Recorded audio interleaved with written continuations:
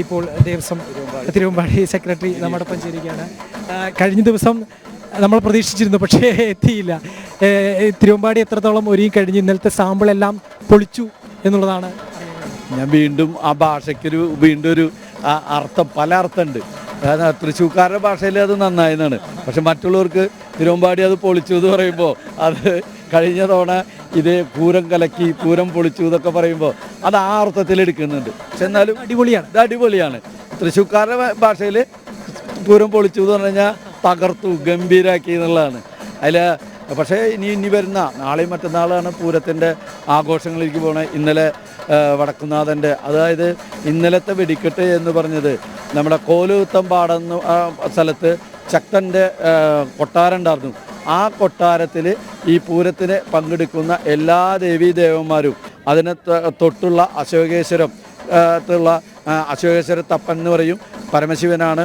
അവിടെ ചെന്ന് ആ തമ്പുരാനെ വഴങ്ങി, അല്ലെങ്കിൽ അന്നത്തെ രാജാവായിരുന്ന ശക്തൻ തമ്പുരാനെ വഴങ്ങിക്കൊണ്ടാണ് ഇന്നലെ തൊട്ടാണ് ഇതിൻ്റെ ചടങ്ങുകൾ തുടങ്ങുന്നത്.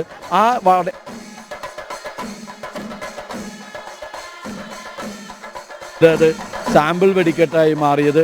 ഇന്ന് പൂര വിളംബരമാണ്. അതും നെയ്തലക്കാവ് ഭഗവതിയും ഈ എന്താ പറയുക, ഈ രാജകുടുംബവുമായി വളരെ അധികം ബന്ധപ്പെട്ട് നിൽക്കുന്നതാണ്. നെയ്തലക്കാവ് ഭഗവതി തൃശ്ശൂർ ടൗണിൽ നിന്നും ഏകദേശം ചുരുങ്ങിയത് ഒരു 5 കിലോമീറ്റർ അപ്പുറത്താണ് സ്ഥിതി ചെയ്യുന്ന ക്ഷേത്രവുമെല്ലാം. അവിടെ നിന്ന് അവർ വന്നതിപ്പോൾ ശ്രീമൂലസ്ഥാനം വഴി ഭഗവതി നമ്മുടെ തെക്കേ ഗോപുര നട തള്ളി തുറക്കുന്നതോടു കൂടിയിട്ട് നമ്മുടെ പൂര വിളംബരമായി, പുതിയ ഭാഷയിൽ പൂര വിളംബരമായി ഇനിയുള്ള ദിവസങ്ങളിൽ ഇന്ന് വൈകിട്ട് തൃശ്ശൂർ സ്വരാജ് റൗണ്ടിലല്ല, തൃശ്ശൂർ പട്ടണത്തിൽ നമ്മുടെ തേക്കിൻകാട് മൈതാനിയിൽ 100-120 ആനകൾ അണിനിരക്കും. ഒരു ഓർണമെൻറ്റും ഇല്ലാതെ വളരെ അവരുടെ ഭംഗിയായിട്ടുള്ള ആ രൂപം നമുക്ക് കാണാൻ ഏറ്റവും സന്തോഷമുള്ള ഒരു അതാണ്. തിരുവമ്പാടി ഭാഗത്ത് 50 ആനകളും പാറമേക്കാവിൻ്റെ ഭാഗത്ത് 50 ആനകളും നിരന്ന് നിൽക്കുമ്പോൾ അവരെ ഫിറ്റ്നസ്സിന് വേണ്ടി അവരിതിന് പൂരത്തിന് അവരെ തെരഞ്ഞെടുക്കുമോ എന്നുള്ള ആ ഒരു ആകാംക്ഷ അതിൻ്റെ ഉടമസ്ഥർക്കും അതിൻ്റെ ആനക്കാർക്കുമുണ്ട്. ഈ പൂരത്തിൻ്റെ പ്രത്യേകത എന്താണെന്ന് വെച്ചാൽ ഫിറ്റ്നസ് സർട്ടിഫിക്കറ്റ് കിട്ടിയ ആനകൾക്ക് മാത്രമാണ് പൂരത്തിന് എഴുന്നള്ളിക്കാൻ പറ്റുള്ളൂ.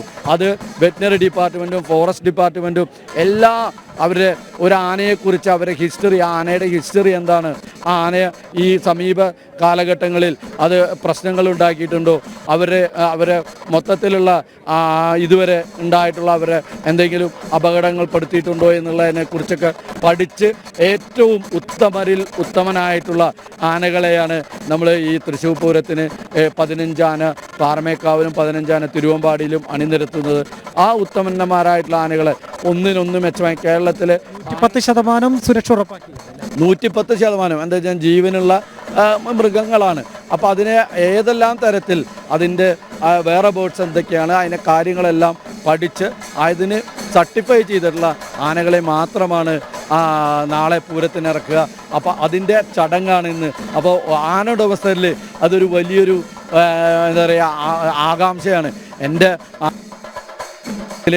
പങ്കെടുത്ത് ഫിറ്റ്നസ് സർട്ടിഫിക്കറ്റ് എല്ലാം ലഭിച്ചിട്ടുള്ള ആളാണ്. അപ്പോൾ ഇനി വരുന്ന കൊല്ലത്തിൽ ഞാൻ ആന തൃശ്ശൂർ പൂരത്തിന് എഴുന്നള്ളിച്ച ആനയാണ് എന്ന് പറഞ്ഞാൽ ആ പറയുന്നത് അവർക്കും അഭിമാനമാണ്. അതുകൊണ്ട് തന്നെ തൃശ്ശൂരിൽ കേരളത്തിലെ എല്ലാ ആനകളും ഇന്നിപ്പോൾ എത്തിത്തുടങ്ങി. ഇനി നമ്മുടെ തേക്കിൻകാട് മൈതാനിയിൽ ഈ ആനകളെല്ലാം നിരന്നു നിൽക്കും. ഉദ്യോഗസ്ഥർ അതിന് വേണ്ടിയിട്ടുള്ള ചടങ്ങുകളെല്ലാം പൂർത്തീകരിച്ച് ലിസ്റ്റ് പബ്ലിഷ് ചെയ്യും. ആ പബ്ലിഷ് ചെയ്യുന്നതോടുകൂടിയിട്ട് നമുക്ക് ഇത് മുന്നോട്ട് അടുത്ത ഘട്ടത്തിലേക്ക് നാളെ കാലത്ത് തിരുവമ്പാടി ദേവസ്വത്തിൽ നിന്നും 7 മണിക്ക് ക്ഷേത്രത്തിൽ നിന്നും ആന എഴുന്നള്ളിക്കും മഠത്തിലേക്കുള്ള പോക്ക്. അത് കഴിഞ്ഞാൽ 11 മണിക്ക് അവിടെ നിന്ന് 11:30 അതിനുള്ള അവിടുന്ന് മഠത്തിൽ വരവ് ആരംഭിക്കും.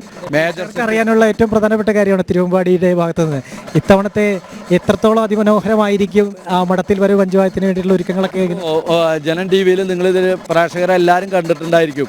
ആദ്യം ആനച്ചമയം നിങ്ങൾ കണ്ടിട്ടുണ്ടായിരിക്കും. വർഷങ്ങളായിട്ട് നടക്കുന്ന ഒരു പരിപാടിയാണെങ്കിലും അതിൽ പുതുമ കൊണ്ടുവന്ന് അതിലേതെല്ലാം തരത്തിൽ ആൾക്കാർക്ക് ഇഷ്ടപ്പെടുമോ ആ തരത്തിലേക്ക് മാറ്റിക്കൊണ്ട് ആനച്ചമയം പ്രദർശനം വളരെ ഗംഭീരമായി, അതേപോലെ സാമ്പിൾ വെടിക്കെട്ടും വളരെ ഗംഭീരമായി.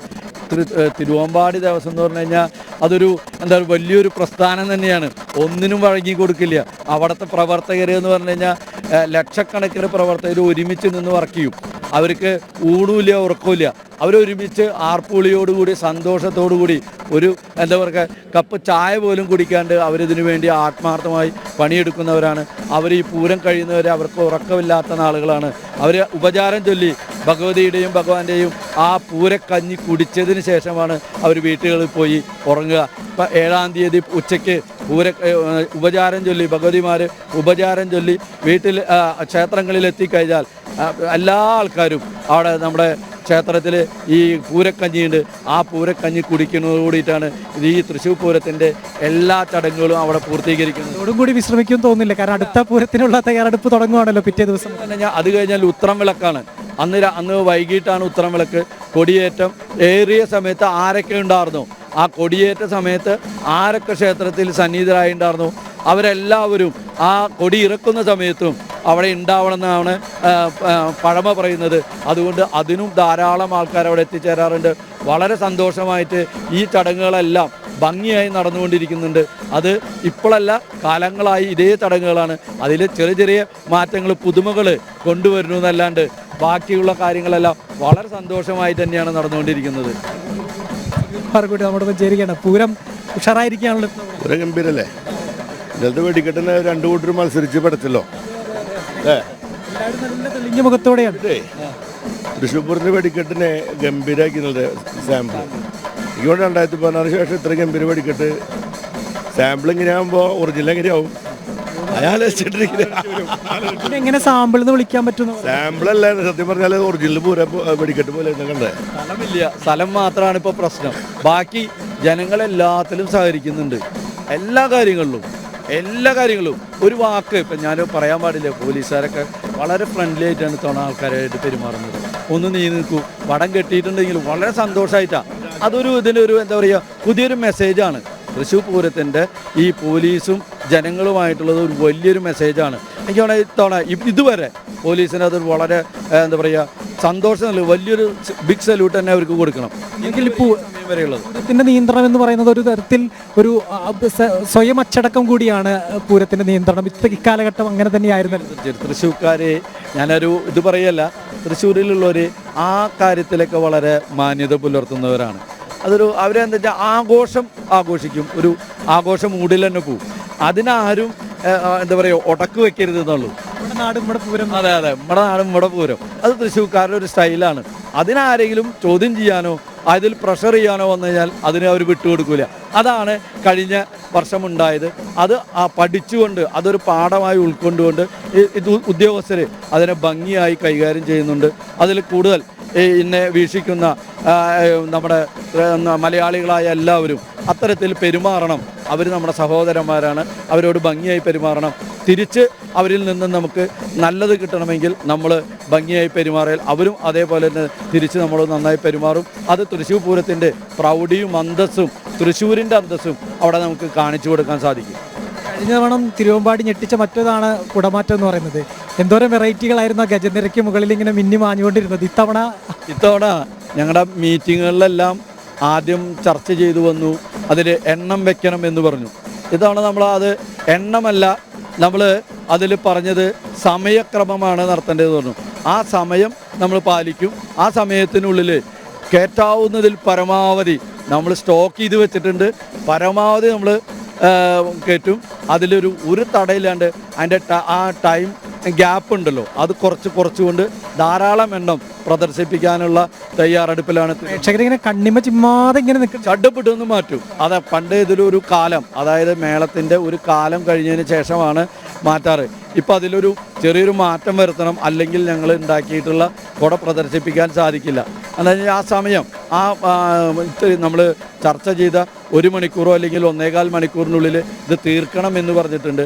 അതുകൊണ്ട് ആ സമയത്തിനുള്ളിൽ നിന്നുകൊണ്ട് പരമാവധി ശ്രമിക്കും. തിരുവമ്പാടി എന്ന് പറഞ്ഞു കഴിഞ്ഞാൽ വെറൈറ്റിയുടെ തമ്പുരാക്കന്മാരെന്നാണ് പറയുന്നത് കുടമാറ്റത്തിൽ.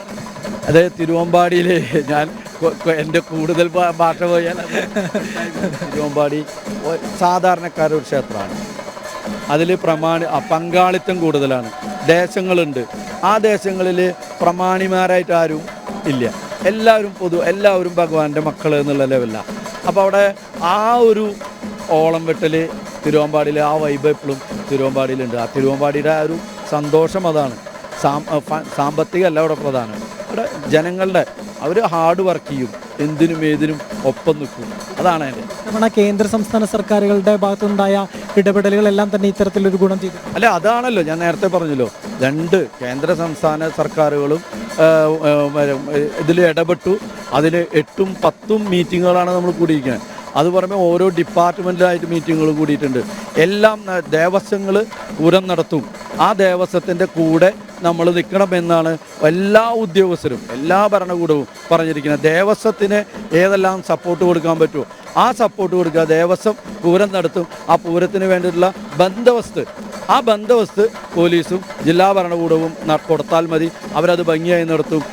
ഏകദേശം 1798 തൃശ്ശൂർ പൂരം ആരംഭിച്ചത്. അപ്പോൾ 228ാമത്തെ വർഷമാണ്. അപ്പോൾ 228 വർഷം പാരമ്പര്യമായി ചെയ്ത കാര്യങ്ങൾ അത് ഏറ്റവും ദൃഷ്ടാന്തമാണ് ഈ 36 മണിക്കൂർ നീണ്ടു നിൽക്കുന്ന നമ്മുടെ ഈ പൂരം. ഒരു ടൈം ഷെഡ്യൂൾ ഒരെണ്ണം തെറ്റാണ്ട് വളരെ കൃത്യമായി വരുന്നു പോകുന്നു. അതേപോലെ തന്നെ 36 മണിക്കൂറും വളരെ ഭംഗിയായിട്ട് നടക്കുന്നുണ്ട്. അത് ഇതിൻ്റെ ഒരു ഇവന്റ് ടീം പോലും ഇല്ല, ഒരാളാണ് നമ്മളിരിക്കാല. അതെ, വടക്കുന്നാഥനാണ് ഇതിൻ്റെ വടക്കുന്നാഥൻ്റെ അടുത്തേക്ക് എത്തുക, അവിടെ നമ്മുടെ കാര്യങ്ങളൊക്കെ അവതരിപ്പിക്കുക, പിന്മാറുക. അത് തന്ന സമയം ആ കാര്യങ്ങൾ ചിട്ടയോടുകൂടി മുന്നോട്ട് പോകും. ഇതേപോലെ തന്നെയാണ് ശിവരാത്രിക്ക് നാളിൽ ഈ ഘടകപൂരങ്ങളും അതിനു പുറമെ ഒരു ദേവൻ മാത്രമാണ് കൂടുതലുണ്ടാവുക. ഘടകപൂരങ്ങൾ, അതായത് നായകത്വം വഹിക്കുന്ന അശോകേശ്വരത്ത് അപ്പൻ എന്ന് പറയും. അതായത് ശക്തൻ തമ്പുരാൻ കൊട്ടാരത്തിൻ്റെ തൊട്ടുള്ള ശിവക്ഷേത്രമാണ് അശോകേശ്വരം. അവിടുത്തെ അശോകേശ്വരത്തപ്പനാണ് ഏറ്റവും നെടുനായകത്വം വഹിക്കുന്ന കോലം വഹിച്ച് സെൻറ്ററിൽ നിൽക്കുക.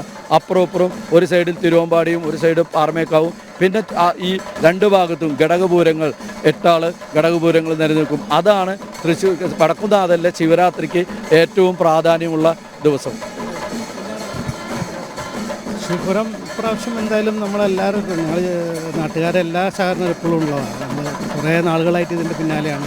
ഇതിൻ്റെ പൂരത്തിൻ്റെ വെടിക്കെട്ടുകളിൻ്റെ പുനർനിർമ്മാണം, അങ്ങനെ പല രീതികളും ചെറുപ്പക്കാരും എല്ലാവരും ഒരുമിച്ച് ഇങ്ങനെ നിന്ന് വളർത്തി അതിൻ്റെ ഒരു പര്യവസാനങ്ങളാണ് ഞങ്ങളിവിടെ കാണിക്കുന്നത്. അതുകൊണ്ട് അത് ഞങ്ങൾക്ക് ഒരു ലഹരി തന്നെയാണ് വരുന്നത്.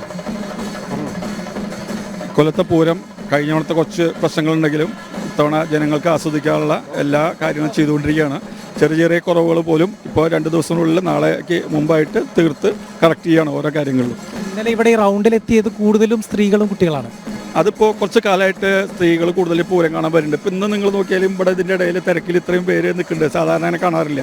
അതിപ്പോൾ തെക്കോട്ടക്കത്തിനുണ്ട്, അവർ കുറച്ച് കാലമായിട്ട് ഒരു സെപ്പറേറ്റ് സ്ഥലമുണ്ട് നിൽക്കാൻ. പക്ഷെ അതുകൂടാതെ അവർ പുരുഷന്മാർ കൂടി നിൽക്കുന്ന കാണാറുണ്ട്, ഇത്തവണ ധാരാളം കാണാറുണ്ട്. അതിപ്പോൾ കാലഘട്ടത്തിൻ്റെ മാറ്റമാണ്. സ്ത്രീകൾ കൂടുതൽ രംഗത്ത് വന്നു. പക്ഷെ അവർക്ക് കാണണം, മേളത്തിൽ വരെയുണ്ട് ഇത്തവണ മേളത്തിലേക്ക് വരുന്നു. അങ്ങനെ മാറ്റങ്ങൾ വന്നുകൊണ്ടിരിക്കുകയാണ്. അതിപ്പോൾ നമുക്ക് ക്കാൻ പറ്റില്ല, കാലത്തിനനുസരിച്ച് എല്ലാ മാറ്റങ്ങളും വരും. അപ്പം നമ്മളതിനോട് ചേർന്ന് പോകണമെന്ന് മാത്രമേ ഉള്ളൂ.